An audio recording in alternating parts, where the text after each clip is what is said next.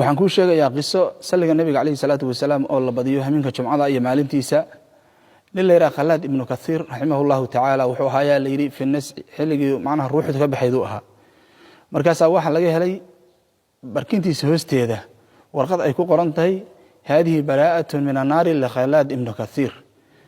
تانو معناها وبري نقش وبري كيها نارتا ليك لا خلاد ابن كثير ehelkiisii markaas ayaa la weydiiyay ninkan camalkiisu wuxuu ahaa jiray Khallad ibn Kathir la yiraahdo marka ehelkii waxay yiraahdeen kaan yusalli cali nabi sallallahu alayhi wasallam wuxuu ahaa nabiga suuban inuu ku saliyo kullu yawm jum'atin 1000 maratin maalin kasto jumca ah ayuu nabiga kun jeer ku sali jiray alayhi salatu wasalaam waxaanu salliga ahaa yiraahdeen اللهم صل على محمد النبي الأمي قصة اسمها واحد صوري ابن حجر الهيثمي رحمه الله تعالى كتاب كسليرة أدر المندود أيوك سوغوري marka insha Allah ta'ala waxaan soo dardaarmayna inaan ku dayano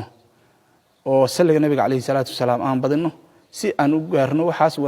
qeyrka wanaagsan oo ay ku gaareen dadkii wanaagsan macnaha